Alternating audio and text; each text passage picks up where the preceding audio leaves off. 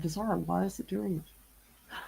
Hello, everybody. We are showing entries from the June Art Dare, and we are also announcing the August Art Dare. If you would like to grow as an artist and you can't take an art class, we've got everything you need here at Art Prof: critiques, tutorials, professional development, and workshops. The June Art Dare was to create an artwork with an eye or several. Let's get started looking at the entries. So the first artist we're going to be looking at is JaVon.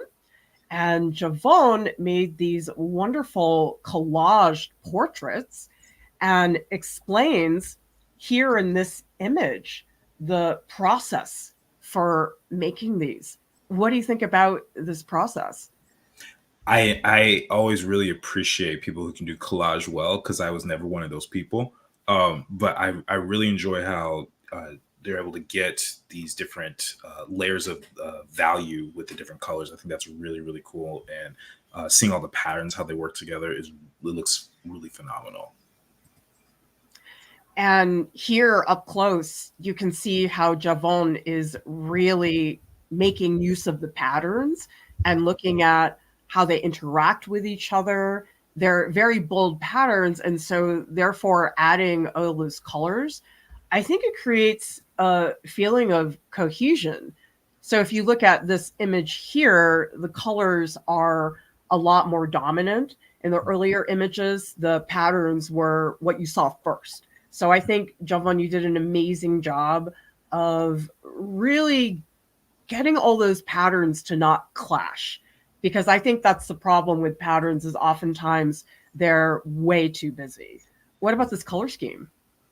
I think the analogous color scheme works really well. You have the bright yellows kind of hitting where the highlights would be, and then you have this muted orangish brown for the shadow areas. And I think it helps sell the idea that it's a three-dimensional form or surface, and you're doing it in a very meticulous way, like just under the eyebrows, on the cheeks, and parts of the nose. It looks really solid. The other cool thing here is that we saw earlier that the fabric was black patterns, but once JaVon put on the yellow over the black, she's actually creating greens. And you can see that here in the light yellow patterns, which I think is just fantastic. I know some of you guys are watching right now, but I'd love to get you into the chat. So because I just ate breakfast 5 minutes ago, tell me in the chat, what did you have for breakfast? I just had a cereal bar. What did you have, Jordan? I didn't eat yet. I just got out of bed about a half hour ago. Nice. And here is JaVon's artist statement, who says, I've always appreciated being able to see other women who look more like me in media in recent years. So JaVon explains that these portraits are a tribute to those women using acrylic paint, scrap fabrics from previous sewing projects. I think these are just so beautiful, JaVon. Okay, next artist is Neil Espinosa. And Neil did several pieces. For example, he did a poster, which we'll see in a minute, studies of eyes, exploring emotions, and the last two featuring giant cats. So let's see all the different things that Neil did this week. What do you think of this poster? That's really cool. That actually made me go like, oh, that was up in the in the subway station or something. I didn't even think like, oh wait, he made that. Yeah. Yeah, that's really cool. I love the detail in the iris. I think that's really fun. And I like the simplicity of it. The fact that it's very basic, simple shapes, and how that's used to kind of create this three-dimensionality to it. It's really fun. And then the other thing is Neil did not stop at the billboard. He made this series of brochures, and we can't see them up close, but I love things like the diagrams, the close-up. Actually, this is really beautiful, this shape that goes into the corner, and then even these little icons down here at the bottom.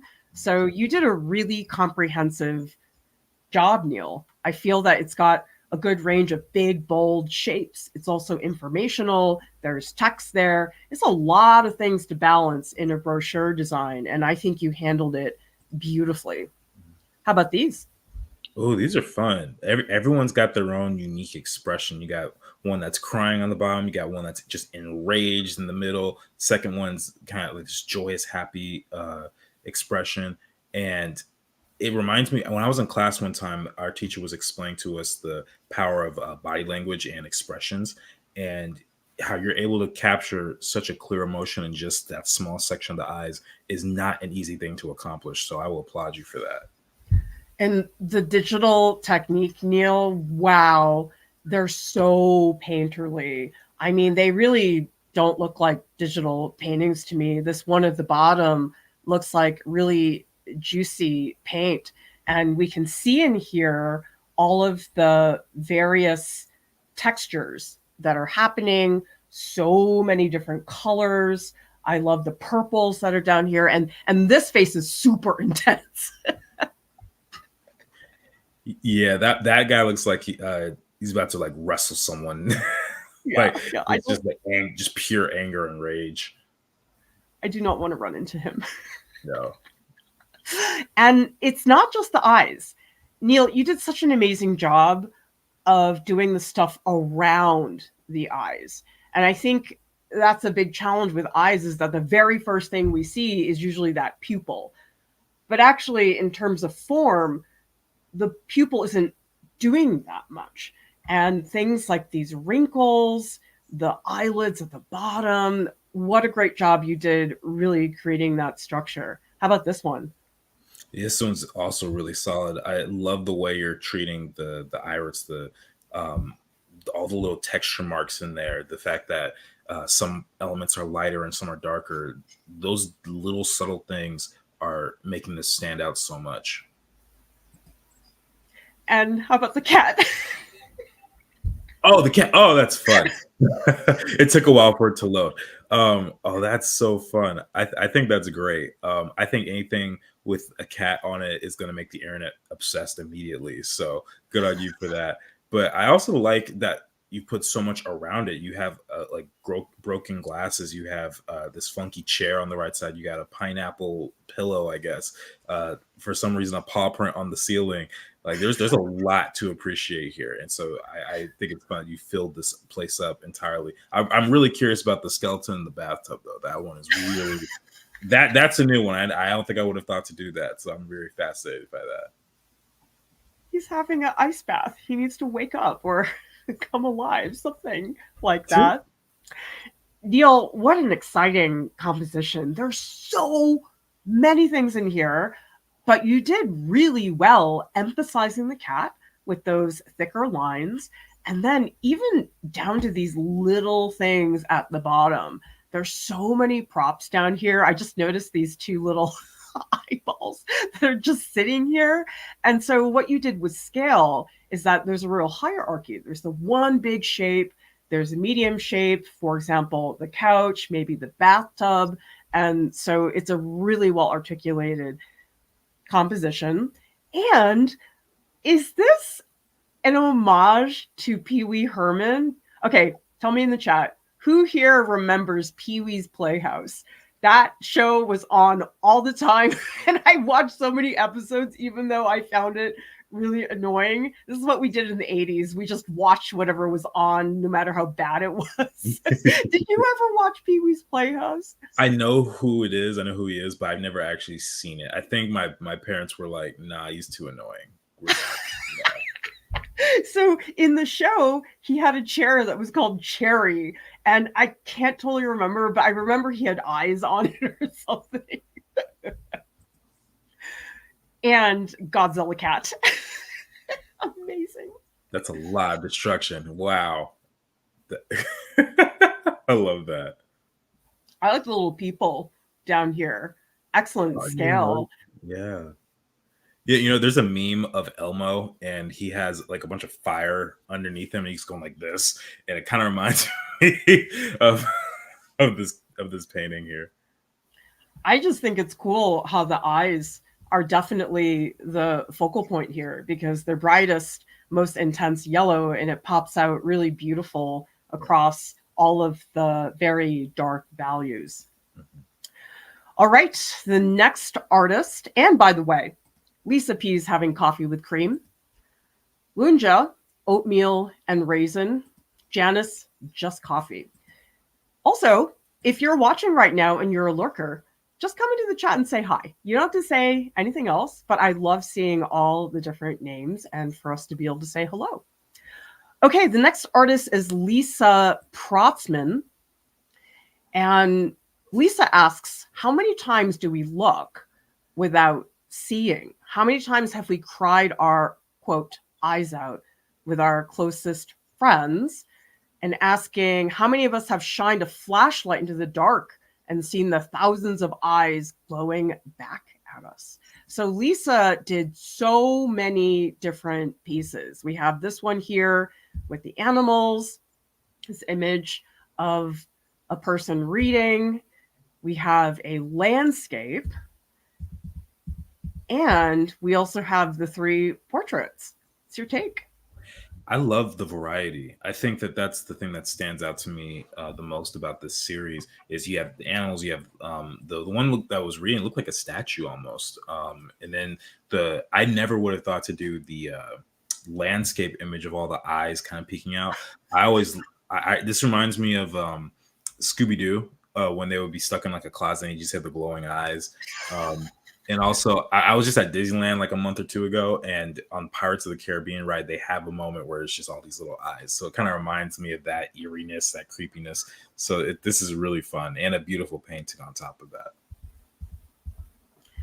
Looking at this one, I love how the eyes are lined up. So it's almost this horizon line of eyes. But the thing is, all the eyes are stylistically very different. I like how the one on the left, the eyelids are a little bit more closed. The one on the right is just a little bit more open. So I love seeing that diversity. And this one, I think, is hilarious because all these animals, their eyes are so different. Like the snail eyes and then those like big bulgy frog eyes. And so at first glance, you wouldn't necessarily think this is a piece that's about the eyes, but then you start leaping between all the animals. And I think, Lisa, the way you emphasized each one, for example, these little highlights that are on the frog eyes, I think they have a glistening quality to them. Like they look really wet and juicy. Yeah. And what do you think this one is? Because this one does not show the physical eyes, but it's definitely about eyes. Well, this one kind of remind me of some statues I've seen of just the way the drapery is running. But I also think about the statement that said seeing with or looking without seeing. And I don't know if it's a play on that, but seeing someone reading with their eyes covered, I know there's a message there embedded in that somewhere. So it does make me want to investigate further about this piece for sure. I guess my first reaction is that maybe it's a play on Lady Justice, because that's a statue that we've seen in various places with the blindfold and also holding the scales. Mm-hmm. But of course, this one's different because she's reading a book. And tell me in the chat, do you guys think this is a play on Lady Justice? Or do you think it's something completely different? Because of course, once you put the book in there and even the red chair in the background, there's a feeling of rest in this gesture, which I think is really cool. I'm so in love with this. It's so funny because, you know something, you don't see the eyes immediately. My first impression was, oh, what a beautiful glowing landscape. And it's just so funny to me that you have tiny ones in the upper left-hand corner, and then you got this really big one up here. Like, I just love the distribution of the eyes. That's funny you didn't see him as eyes first. That's what I immediately saw, but I also watched a lot of cartoons. So maybe that's part of it. Maybe that's what it is. Okay, the next artist we're going to look at is Blake with this digital image of crabs and eyeballs. And this was inspired by a Tanguy landscape. He was one of the surrealist painters, and he did these really odd, soft backgrounds that have these weird abstract shapes.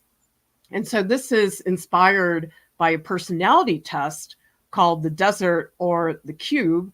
And so you're asked to imagine certain things, and your answers tell the person you are doing it with about your personality or how you view itself. So the cube represents the self, the ladder represents your belief in yourself. What do you think of these crabs? I love how they're all in action. Their poses really kind of make me think they're cheering or yelling or something like that. They definitely don't seem like they're just static, and I really appreciate that about them. And I also like how they all have their own unique color palettes. You have one that's kind of red, you have a couple that are more on the blue side, one that's purple, and so it creates a visual distinction between each of them that I really appreciate. By the way, saying hello to Jane. So glad to have you here. Courtney, and also Janice and Lunja. Thanks for saying hello, everybody. Well, the fun thing about this piece is I got to watch Blake develop it during Open Studios Club, which is a hangout where we just chat on voice. It's super casual, and people come every week. And so every week I get to see Blake do an update on this piece. And I think what's really cool is that he didn't have the crabs in there for the longest time. It was about these three eyeballs and these surfaces. But to me, the crabs just really make the composition, because if you look at the whole thing, let's pretend the crabs weren't there.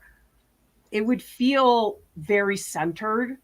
And because the crabs are at the bottom, he's leading our eye. Now, how about that ladder? Yeah, on the left side you're referring to. Yes. Yeah, that's an interesting ladder. It makes me just want to know why it's there, where it's going, the purpose of it, and everything. It definitely it definitely takes inspiration from the surrealist mindset, where it's just kind of strange. It's so I think there's probably questions I could ask about each and every piece. 'Cause, like, I'm also asking questions about that black shape in the middle at the top. I'm not quite sure what that is, but I'm interested in it. So I think you did a really good job balancing all these different things and mixing these styles as well. I like that the ladder seems like it doesn't go anywhere, because typically speaking, if you get on a ladder, you're trying to go somewhere to do something. And yet here's this ladder and it's just standing there. I think that's really odd. And it just makes me super curious about the piece and what all of those various components are about. And then I just love the insect, which is on that eye. First of all, I hate bugs. And so anything with bugs, I just get a little bit queasy about. But a bug on your eye is even worse. And I just think that's such a fun shape, because the insect is so thin, and then putting it on top of this giant sphere is a really excellent contrast. All right, the next artist we're going to look at is Uma. And Uma did a self-portrait with glasses and explains, I'm older now, wanted to show a more mature skin, but also hide it. Uma explains, glasses make me look younger and take some attention away from the aging skin around my eyes. Glasses are so hard to draw. And sometimes I'm like, I'm just not going to draw that.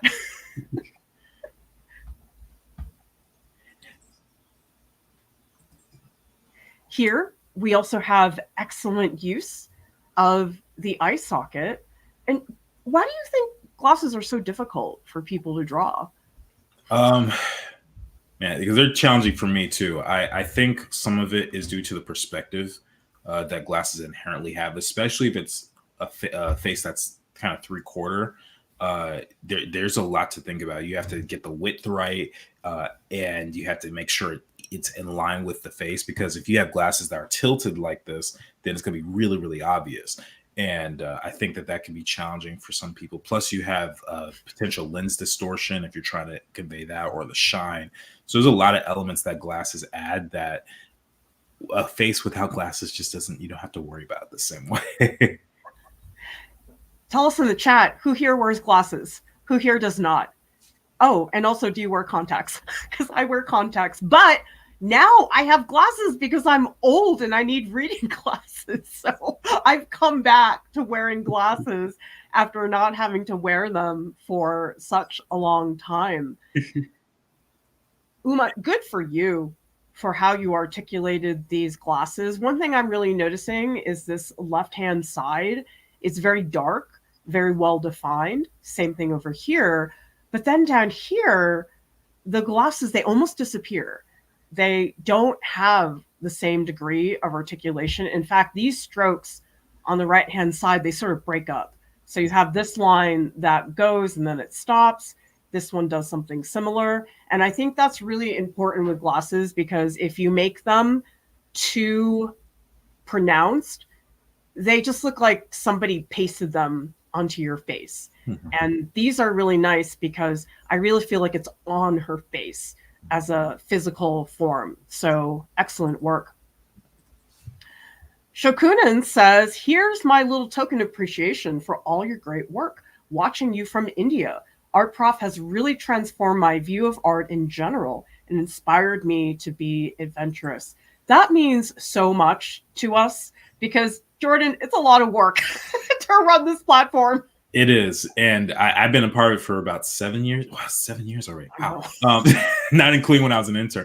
And so I've seen a lot of the inner workings, and I probably only know a fraction of what especially Clara has to deal with. So yeah, this is a big journey that we're on.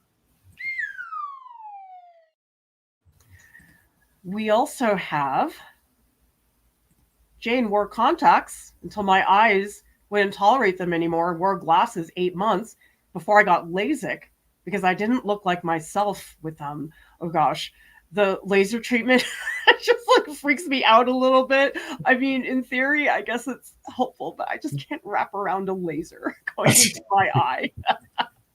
Shaheen has glasses, and Jane also explains the crabs remind me of Alice in Wonderland when all the animals are running in a circle, whimsical and seemingly random, like Alice in Wonderland as well. Yeah, we love seeing all of the ways that people interpret different images. Okay, the next artist is Nitajy. Sorry if I mispronounced that. And Nitajy did a lot of pieces and explains, I found it helpful painting a similar subject 4 times. This is Nitajy, and she explains my husband and our 2 kids, and explains that each set of eyes seem completely different, probably because of the different ages of the subject. So what's your take on this? These are all watercolors, I believe? That is so awesome that they're all watercolors. That was a very challenging medium for me. And the fact that you're able to get so much detail and it looks clean is very impressive. And I also appreciate that you chose different types of people. It would be one thing if it was all the same, age or in the same skin complexion or same person. But I like that you challenge yourself a variety of times and try different things. Like a child's eyes looks very different than the eyes of an adult for various reasons. So I think you did a really, really good job communicating all those things. What's interesting about eyes to me is that they're incredibly expressive, but I think we oftentimes associate dramatic expressiveness with a gesture and a figure or somebody jumping in the air or something like that. But if you look at these, it's just the eyes. And yet I love the child's eyes at the bottom because, gosh, you can feel that pudgy flesh that's surrounding the eye. And then in these, this harsher shadow on this side, some of the wrinkles that are starting to happen. So I've always found it fascinating how, as we get older, I mean, we're looking at our face so many times a day, and then starting to notice little things about how our faces change, I think is super fascinating. How about these? These are drawings. Oh yeah, these are also excellent. You hit the nail on the head with the pudginess of the children. Those look really really good. And okay, there we go. Yeah, and the way that even the shadows are articulated, it's much softer. It's much more gentle. Whereas when you look at even just the one above it or these adult ones, the shadows are so much harsher. They're much stronger. You could tell there's a lot more of a difference in the planes. Just like how a baby versus an adult actually is. So that attention to detail is really really solid. Also, I love how Nitajy treated the eyelashes because I think eyelashes, they're so concrete. But when I've done portraits, I've noticed that if I try to draw every single eyelash, it just looks like somebody's got mascara caked on. There's something that feels very unnatural about it. And so this one, where it's just a couple selective eyelashes, and then here it's interesting because this left eye doesn't really have eyelashes, but this one does. Now, obviously, that's not real to actual life, but to me, that is the editorial process that Nitajy is doing in these portraits. And what a cool suggestion, Jane, who says, beautiful and very cool idea can be a cool family keepsake. We have some prizes to give out. The honorable mention goes to JaVon, and the prize winner is Lisa Protzman. Congratulations, everybody, for all your wonderful work on this art dare. Let's talk about the August art dare. Some of you may have seen that I've been posting quite a few shorts with Annalise Yee, who is in Honolulu. So I visited her when I was in Hawaii a little ways back. And she is a jeweler and does absolutely gorgeous jewelry pieces. So we're going to ask you in August to create a jewelry design or a wearable sculpture using any media. Now, to be clear, it's super fun if you actually make the design, but if you want to just do sketches of a particular necklace you're thinking of, you don't have to actually make it three-dimensionally. And same thing with the wearable sculpture, but it is really fun if you have those supplies and want to do that, because I imagine that with jewelry, I mean, Jordan, I don't think you just get a diamond and see what you can do. No, actually, I have a friend who was a jeweler for like 30 or 40 years, and he was telling me that it is very challenging, and there's a lot that goes into it that most people never consider, just like the types of bevels or the setting, and picking the right material. Like, it's all very involved, complex and involved. Yeah. And I've seen Annalise has a sketchbook where she brainstorms and does different variations. And I was so excited to see these. This is a medieval technique called cloisonne. Tell me in the chat if you know what that is, because art history nerds, I'm here for you. And it's basically, these are pieces of flat wire. All of these lines that you see, the backing is metal, and then you basically fill this in with enamel, which is basically powdered glass that you heat, and that creates this beautiful glass-like structure. And I love these. Annalise has taught jewelry in a lot of different places, and she's created all of these pieces of cardboard that show various jewelry techniques. Some of you may have seen the short where she's showing scoring techniques with chipboard. And naturally, this is beautiful, very complex jewelry processes that your average person really is not going to be able to do. But jewelry doesn't have to be that complicated. And remember, this does not have to be jewelry like a necklace. I mean, you could design a watch. I think that would be really fun as well. So there's a lot of possibilities here for this to be whatever you want it to be. Now, there are a lot of jewelry pieces where we sort of know what it is. Okay, a bracelet, a watch. But what about this? I mean, this is not something you see every day. Yeah, I'm trying to figure out what that is too. I feel like would like trap a bug underneath it or something. Just be like, you know, or maybe it's uses like some sort of signet or a stamp or something. I don't really know. Well, this is where I think it goes into the realm of wearable sculpture, because day to day, this is not very practical to be wearing this all the time. But wearable sculpture to me is not meant to be practical. It's about this more complex adornment. I mean, you could wrap a piece of paper around your arm, and that would be a wearable sculpture. So it really can be everything. We're not saying you need to get a torch to do anything for this, but you can get ideas. So if you can't do cloisonne, you can get your paints and paint some images of jewelry designs. And I'm amazed that you can do so much with just wire. What do you think of this chart? I think that's beautiful. I really like the spiral and the heart one. Those are really cool.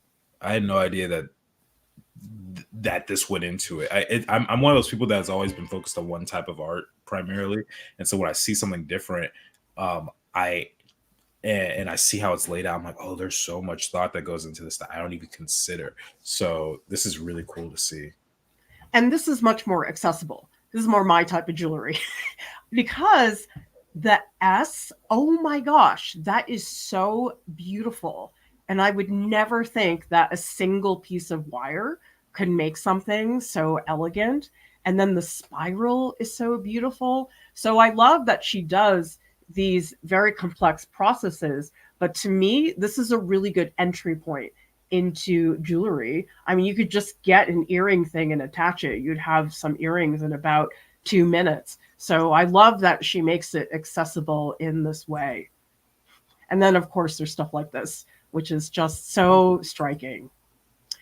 And I've already told Annalise that we're going to do some more shooting. Now, here's a great example of how you can make this super humble. Did anybody see The Imitation Game with Benedict Cumberbatch? There's this scene where he's proposing to Keira Knightley, and it's very spontaneous, not planned, because he's trying to get her to stay. And he just takes a little piece of string and just knots it around her finger. And this becomes her engagement ring. And so this is another example. I think we need to look at this picture. That the string, that's it. It's just something on your body to some degree. You could make a hat for this art dare. Get a hat that's already made and add some things to it. I think if you don't know about The Imitation Game, we need to take a look at some more stills because this is very educational and very important and relevant. Yeah.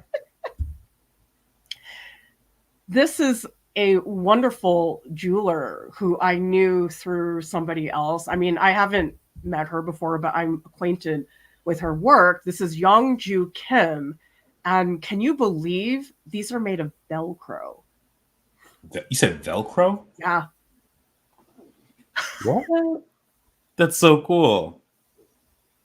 Wow. I mean, it doesn't look like Velcro. I think we think about Velcro as something being on sneakers and backpacks.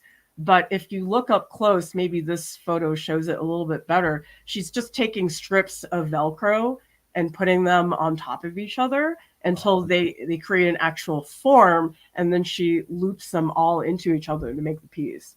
I'll be honest, I've never seen Velcro in any color other than black.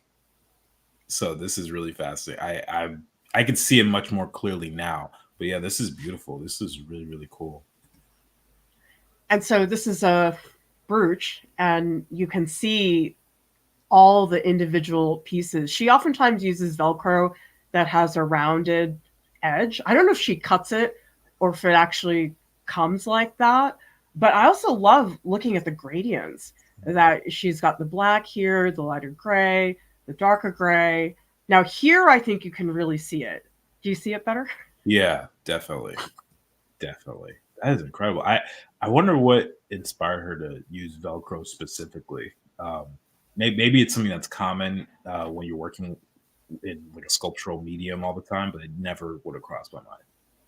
Well, it's amazing how she's really transformed a material that we don't think as being beautiful or elegant. But you can see in a lot of these pieces that she completely manipulates the material to function in a way that we typically don't associate it with. For example, this one's a great portrayal of wearable sculpture because, again, it's not really that practical. And I think it's got this just super dramatic form. So it does not need to be a necklace or a ring. It can be anything that you can place on your body. The Art Dare Leap, for those of you who are looking for something a little bit more ambitious and sustained, is to design 4 wearable artworks in any media you want. And again, you can do a jewelry design, which is a drawing. It does not have to be an actual 3-dimensional piece. Very important, we are no longer accepting submissions on Instagram because they changed this format that made it impossible for us to search for recent posts. However, we do really love sharing the work that you're making. Make sure you tag us or do an Instagram story and tag us there so we can easily reshare. So remember, no official submissions via Instagram. Now, this is new. You can now submit your Art Dare in the Art Dares channel in the Discord. You want to go to the pinned messages and you want to take a look at the instructions, which is basically to post your images, to tag me, and then I will acknowledge if I got it or not. You've got to tag me, though, because otherwise I may not see it.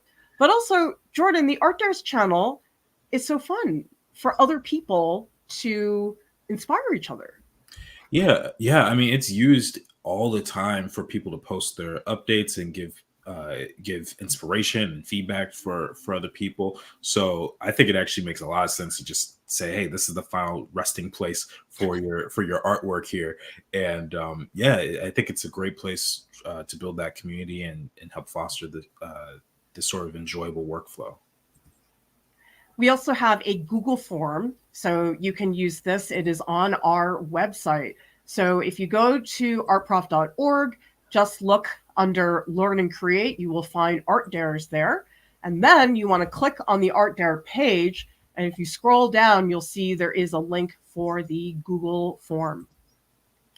Hang out with us in our Discord. Jordan and I will be in the post live streams channel immediately after this stream. We'd love for you guys to come and say hello and talk about any number of things.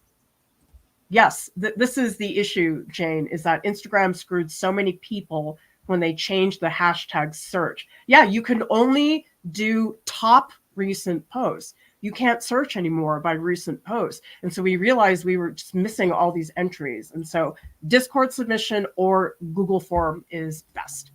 Join our Patreon group. This is where you can share your art in weekly voice sessions with staff. You can get very long, nerdy critiques from me, and it's a great place to make art friends. I mean, I have people in there I've been working with for several years at this point, and we know each other so well. Huge shout out to our amazing top Patreon supporters who have made it possible for us to, number one, exist, and number two, not have a paywall on any of our content, which I'm extremely proud of. Art Prof has a podcast. It's available on Spotify and also on iTunes. And Buddy would like for you to subscribe for more tutorials, critiques, and business tips. Everybody, thank you so much for watching. We'll see you next time. Bye.